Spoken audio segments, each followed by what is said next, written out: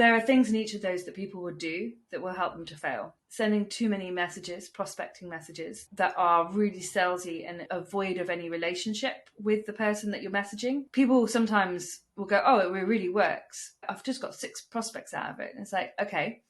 And how many messages did you send? How many relationships did you actually violate by sending that? And actually, it's just throwing mud at a wall and hoping something sticks. You're not doing yourself many favors at all, and those prospects will be coming in very cold.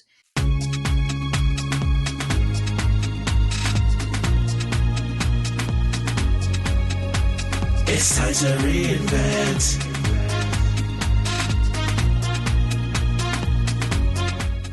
Welcome to Reinventing Perspectives. Today we have a phenomenal guest. We have Naomi Johnson. Naomi, thank you so much for joining us. I am so excited for this conversation because I know our listeners are going to benefit a lot from this. So stick with us. But Naomi, please tell us who you are and what's your mission. My name is Naomi Johnson. I live on the south coast of England, and I write people's LinkedIn profiles to help position them as the go-to expert in their industry. So prospects come to them pre-sold and ready to buy. And within that, my mission is a lot of people don't actually understand that there's a number of business mechanics and structures that need to be in place first in order for the LinkedIn profile to work. So I do a lot of coaching with expert entrepreneurs to actually get those things in place so that they can thrive in business. Just what we need to hear today. So maybe you can lead us into the idea of prospecting on LinkedIn, because a lot of people sort of have an idea of what they think LinkedIn is and sort of what they think it's not. So maybe we can start there. Obviously, when we say prospecting, we are ultimately there to win new business and find new clients, aren't we? LinkedIn is the best platform for that because it's a B2B platform, business to business, whereas Facebook is more business to consumer and Instagram is also the same. There's an expectation when we come to LinkedIn that we can have a business conversation. And if you start going down the side of personal conversations, like here's a picture of my cat and my dinner last night, you're going to be kind of violating the social expectation of LinkedIn. Whereas on the other platforms, that's the expectation. And if you started talking about business too much, or you prospect somebody by messaging their inbox, you might be stepping over their boundary of, oh, hang on a second, this is a personal space for me. This is something I do in my private time. I don't want business impacting me when I'm spending time on Facebook talking to my family or watching silly videos on Instagram. So LinkedIn creates a really safe space to know that you are there to have a business conversation. So that's tick 1. We're in the right place. And then the other thing is I hear people say a lot is, oh, I'm just there to get followers and engagement with my posts, my content. Sometimes people think that's the outcome of being on LinkedIn. And I say, what's the point? Like, why are we doing this? What's actually going to happen as a result of getting those followers and that engagement? Because we are there to generate business. I spoke to someone the other day with 68,000 followers, which is an amazing triumph to have achieved. But they post content and get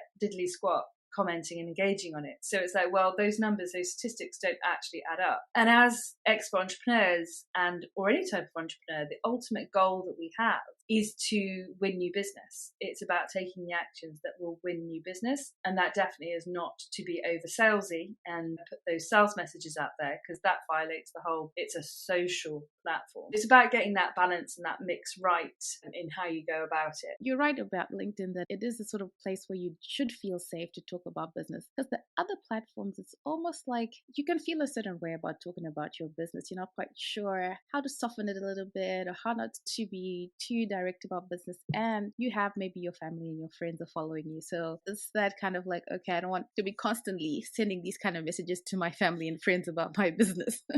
Yeah, exactly. Why do most people fail to make LinkedIn work for them? Because I think, like you said, it is a place to look for business, and it can end up being a replica of the other things we do on the other platforms, where we're just kind of going for followers and sort of looking for engagement and that kind of thing. And that's not the goal. Yeah, and just to say on that, LinkedIn is fantastic because you have a profile and you can really pitch on it. Whereas the other platforms are your latest posts and there's not a lot of space to actually really say something. So LinkedIn is fantastic for that. The way to answer that question is probably to say that there are 3 strategies on LinkedIn to follow. You've got your proactive strategy, your active strategy, and your passive strategy. When you're sending messages to ideal prospects that you've identified and you're proactively going after the business. Active is when you're posting content and when you're engaging with other people's content. So you're active on the platform. And then your passive strategy is your LinkedIn profile. It's what's sitting there passively. You update it periodically, but it is passive, that it's just there working for you. There are things in each of those that people would do that will help them to fail. Sending too many messages, prospecting messages that are really salesy and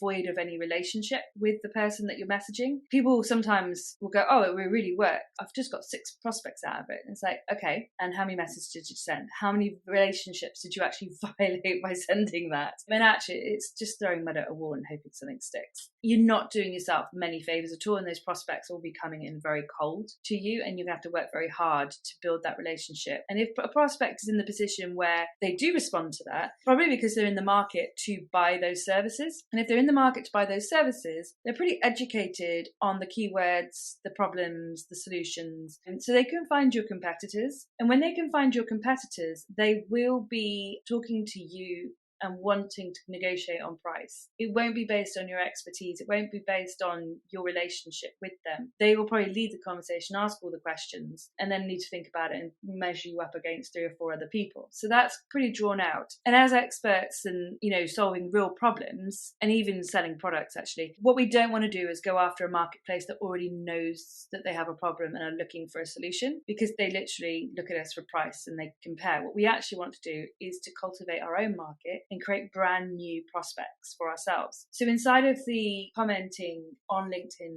and posting your own content, this is an incredible thing, because if you think the person that has a problem but doesn't know they have a solution is not looking for you, you could actually be in the same room as 5 people who desperately need your solution. You know it, but they don't know it. You get up in that networking event and you give your 60-second pitch and you say it and they still don't know it. It still goes completely over their head. So you can be posting content on LinkedIn, but your prospect, it doesn't resonate with them. So they don't actually wake up to the fact, oh, hang on a second, this is a problem I have.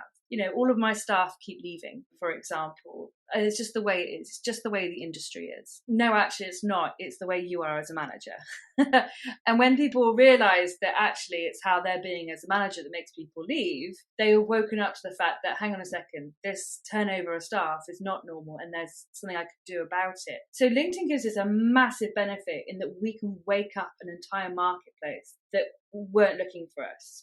Back 30 years ago, the person needs to identify they have a problem and pick up the yellow pages. Now they can just be going about their day and they go, oh my God, I had no idea about that. Gosh, I think I need a solution to this. I didn't know that was a problem. I thought it was just the way the world was. It's really, really important that we do that. We awaken people to their problem through the content. But the problem people often make with that content is that they're not actually talking about the problem that they solve. They could be on a variety of subjects all of the time, this subject, that subject, this subject. So they're never actually getting known for one thing. They're never getting known for being a thought leader on their topic. And actually this morning I was reviewing somebody. There's been a question recently about whether what we share on LinkedIn has become more like Facebook in terms of people sharing more personal things. There's somebody that I have in my network who shares personal things, and she does it really well. She's got the balance of, yes, this is LinkedIn, this is the personal, this is the boundary. What I'm posting is still relevant to my business. You're still getting to know my business. But then it struck me this morning, I was like, yeah, but what is your business? Like,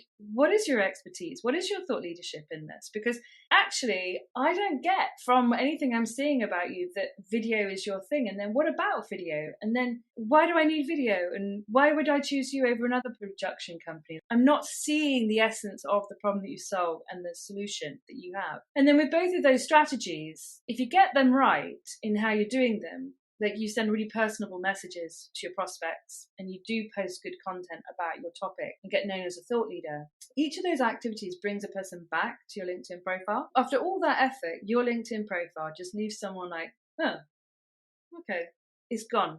There's nothing on the LinkedIn profile that really draws a person in. All of that effort's come to nothing. So the LinkedIn profile, immediately when you land on it, needs to set context.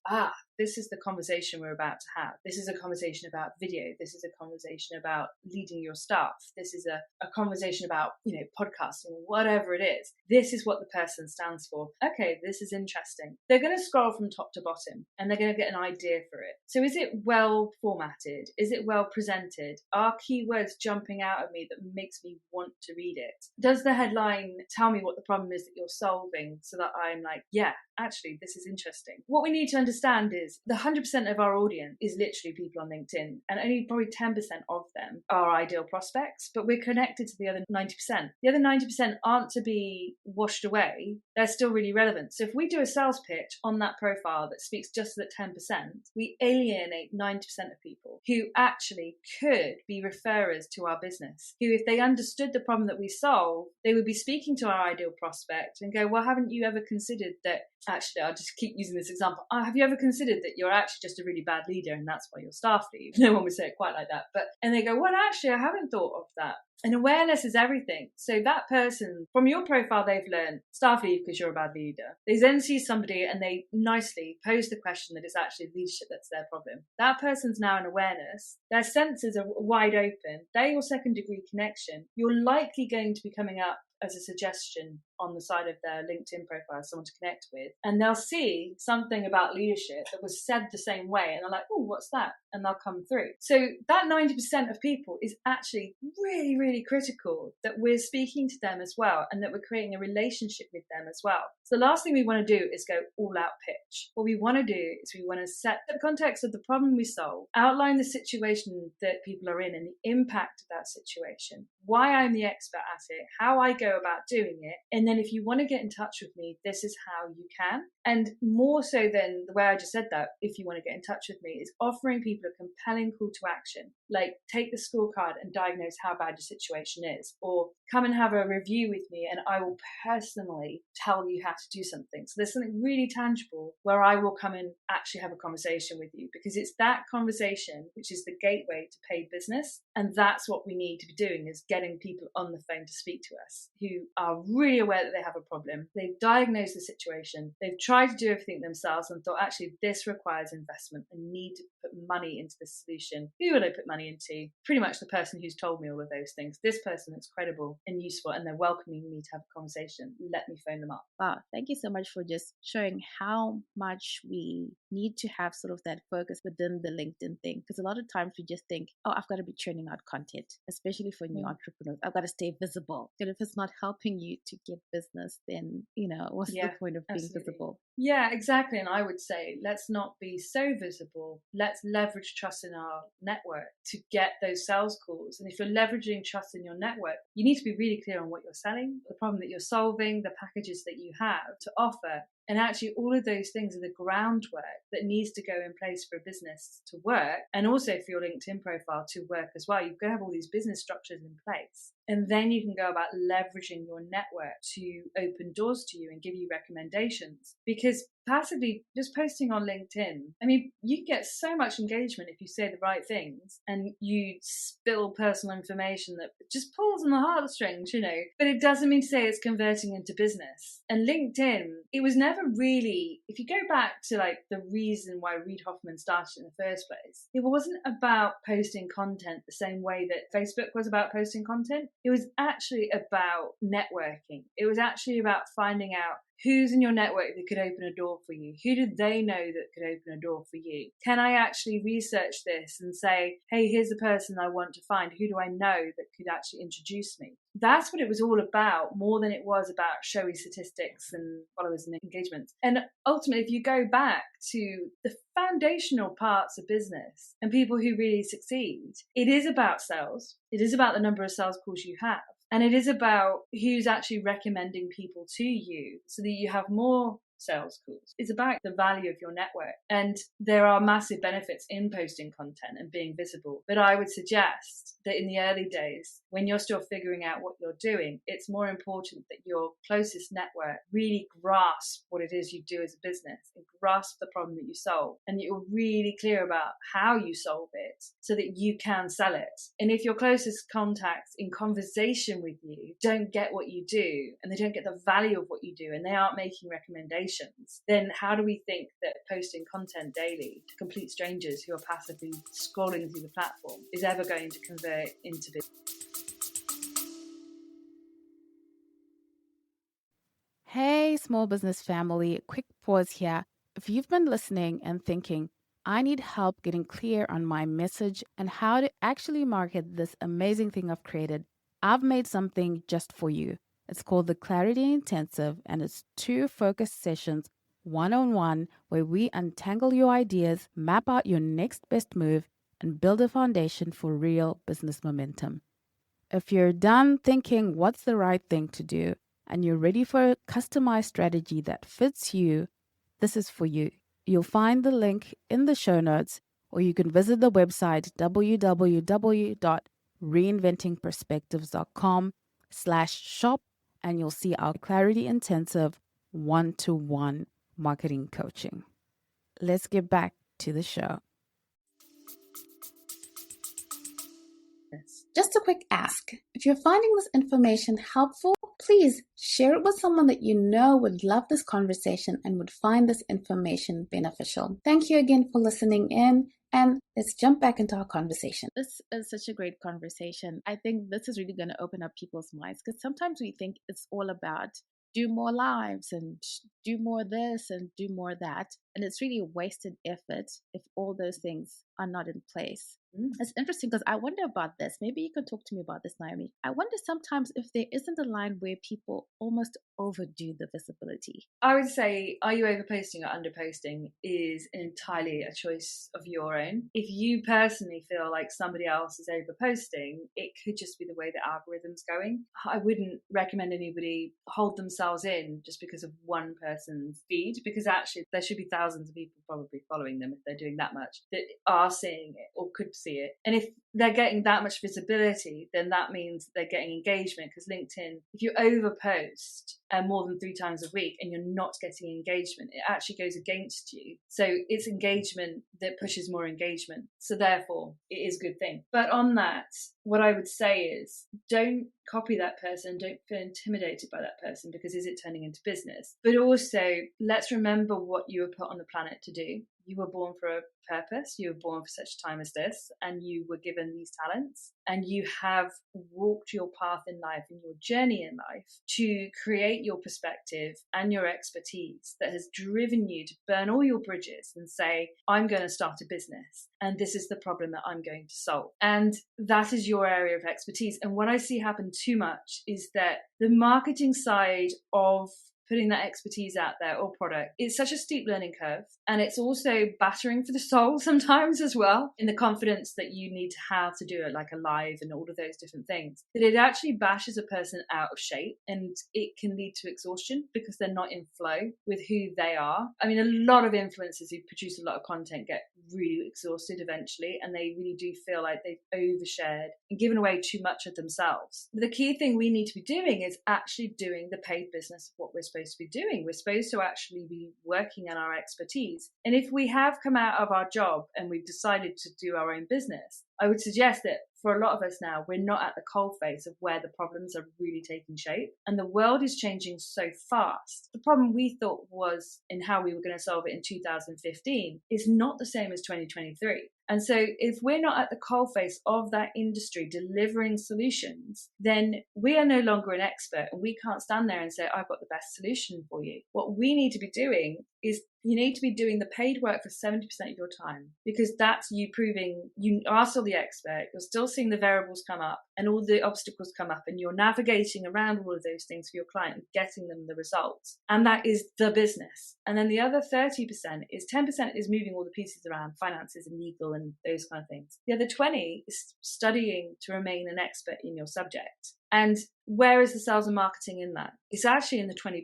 Of that 20%, if I spend half of that talking to 10 people per month about their business, about the problems and how they show up, about possible solutions that they could be using, that's me studying my industry. That's me talking to 10 organizations or individuals about the world as it currently stands and how they're seeing it. That is you at the coalface of your industry. that is content. I mean, I just did 13 sales appointments last week, and the amount of content and insight and inspiration I got just from talking to those people, you know, it overflows into what I'm sharing on LinkedIn and my status updates and everything. It keeps me relevant, it keeps me on point. But it also, of course, those are sales appointments that lead to clients, right? So that's the equation we're after. And then when I read a book, when I read a blog post, when I read somebody else's content, when I attend a talk, all of those things are me staying an expert in my industry, and again overflow into me sharing content. So when those things are overflowing from my love of my subject and the love of my expertise and the journey I've walked in life, then sales and marketing becomes very, very natural. What we post becomes very genuine, and it connects with real people in real time. When we're on the other side, posting for posting's sake and content for content's sake and we're getting bent out of shape. That leads to us ending our business, either financial reasons or mental health reasons. We're just not connected with people. We're not enjoying it anymore. We're exhausted from the constant pressure to keep on posting. People have gone through that whole thing of like, oh, I've got all these followers and I've got all this influence, but I am exhausted and almost violated inside because I'm sharing too much. Do you know what I mean? So yeah. That idea that it's part of the flow, I think that's definitely something that's really just going to shift the way people really look at this. Because especially when you're starting out, it can be just doing things for doing sake, and it just becomes a long list of to-dos. And there isn't that flow that you're saying, that there's so many benefits to everything. The content is coming from the sales call, it's coming from talking to people, from being passionate about your topic, from finding out what's going on, from reading. And so it energizes you rather than reading by itself, content by itself, sales calls by itself. You know, it just becomes quite overwhelming when you try to put all those things together. So wow, that's a game changer.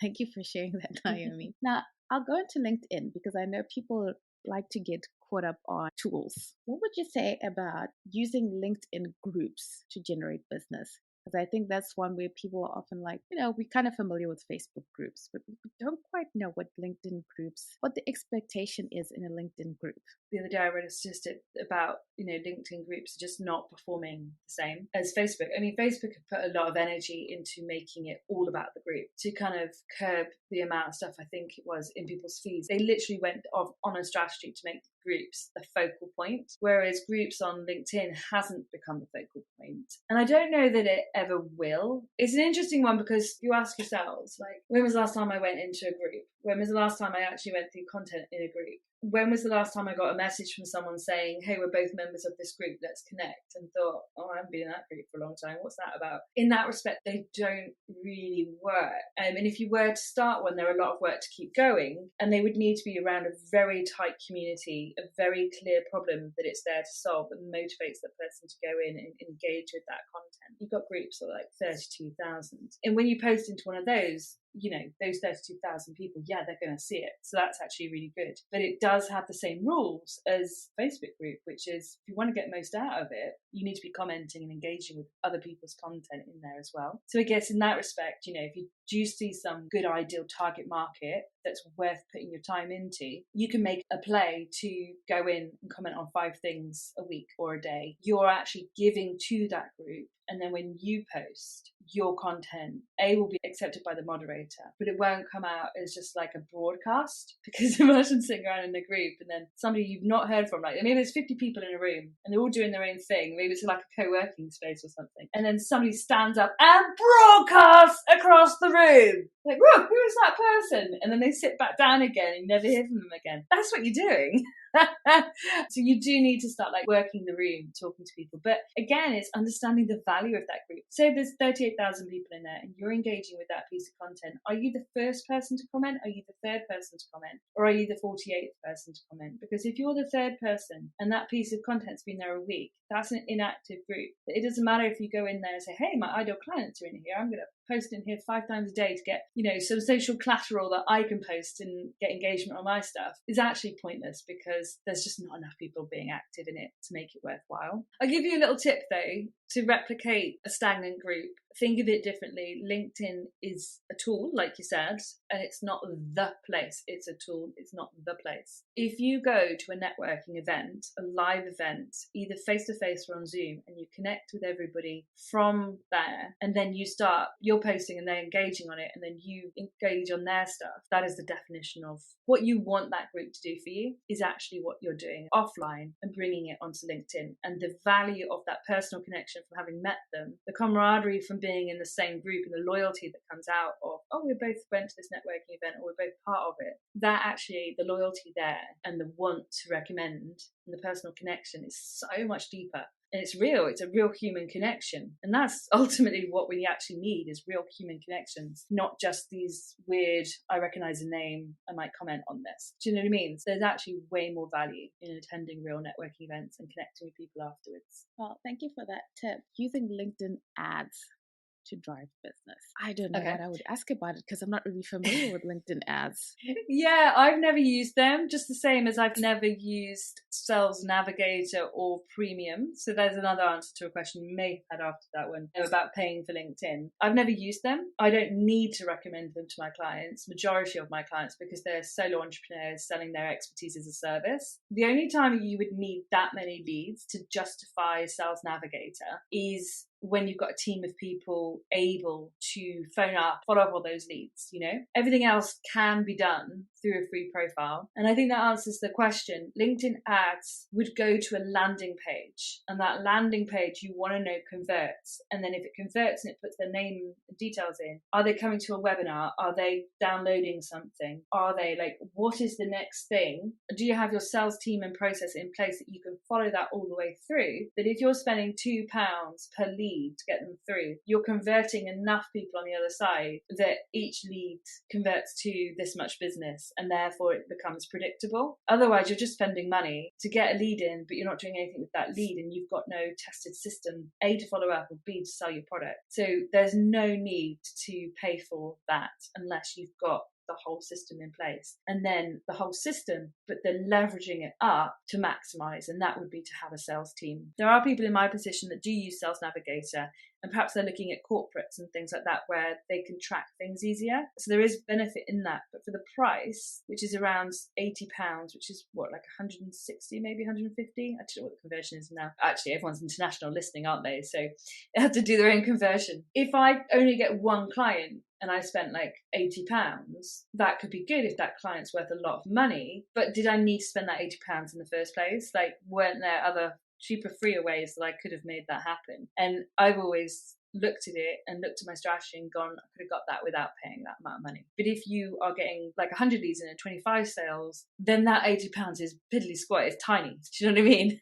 It's about weighing it all up. For LinkedIn ads, you're going to need a good landing page that converts and a sales system behind it. Got a piece of your story, but I wanted to know a little bit more. You said you made every mistake that a person could possibly make while setting up your coaching business. Do you mind telling us one that you'd say you think maybe you've seen in your clients as well as yourself that you say, this is so common, avoid this? The term I say is I made every mistake in the book, and I can tell you that's absolutely true because I wrote the book. It's called Grassroots to Green Shoots, and it's on Amazon. And it's a book I wrote in 2010 when I lost my first coaching business. And yeah, the mistake, I can tell you. And you know what? I still get caught up in this. And I become a victim to my circumstances and like, oh my gosh, put yourself at cause, women. You know what your problem was. And the problem most people do is they're not putting enough focus on sales appointments. If you want business, you want paid business, it comes down to sales calls. If your sales skills aren't good enough, improve them. I went and worked selling graphic design for a company for 6 months to improve my sales skills, to get over like the whole picking up the phone thing. It was just dial number cold calling for 6 months. It was excruciating. And then the person whose online training that I used for sales, he ended up hiring me to go and work for him. And that's where my journey of LinkedIn actually started, because he was now selling LinkedIn training. And so that got me over the excuses around sales. And I remember this one time, some mentors that I was hanging around with a lot,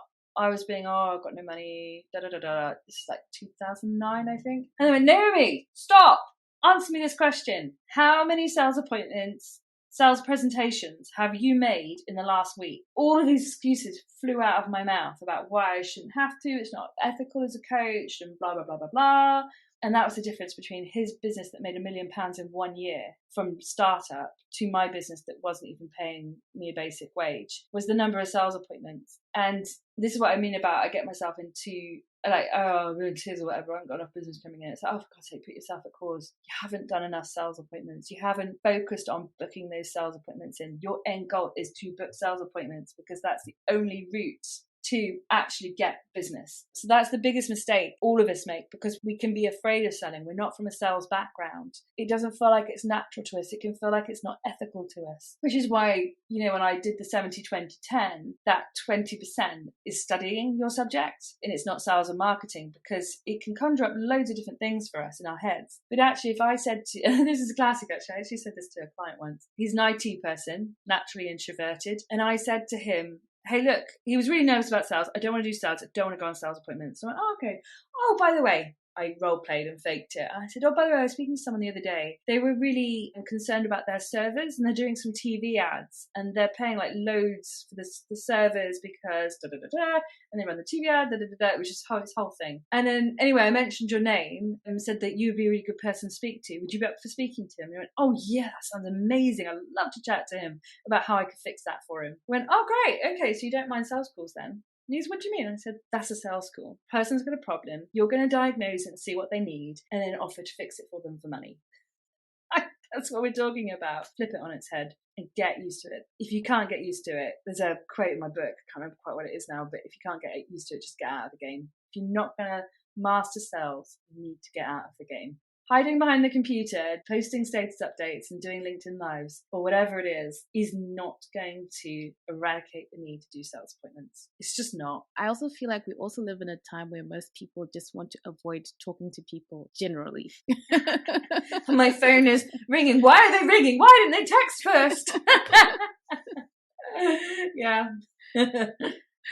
So it has that extra layer of that extra challenge too. I mean, you get on a train, everyone's got their earphones on. People just don't want to talk to anyone for any reason. So many hurdles to that. But I'm glad you said it. It's a great reminder to our listeners that the objective is to get to talk to people, to make your sales call, and to get your paid business. Well, Naomi, I know you've got something special for our listeners where they can learn a little bit more about you and what you do. I know it's got to go to www.theprofile.company/scoreboard. Maybe you can tell us about that. If they go to theprofile.company, there's 3 options on there in the pink at the top. You can download a free template, start writing your own LinkedIn profile, and it connects to all of the tutorials I have on my website, so you can write your own profile. You can book an appointment to speak to me and actually have me review your LinkedIn profile and strategy for you and give you pointed advice with a view to like perhaps working together or not. There's no obligation. But the best bit really, I mean, if what I've said has really resonated with people and they're curious about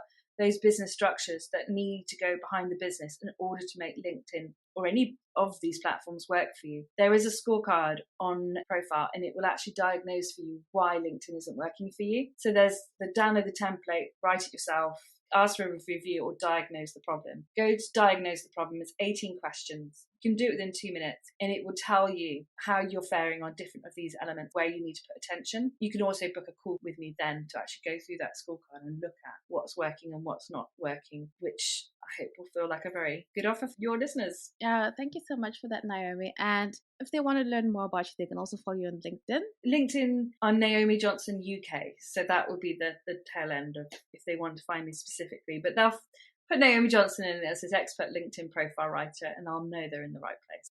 Thank you so much, Naomi. This has been such a great conversation. I mean, you shared so much that I think it's really just going to change the way people are doing things, and it's such valuable information. So thank you for your time, and thank you for your expertise. I hope you got a lot of information, a lot of actionable things out of these episodes. And if you really love the episode, please support us by going and leaving a review in your podcast listening app. Thank you for choosing to spend your time with the Reinventing Perspectives podcast. We value you. See you again next week.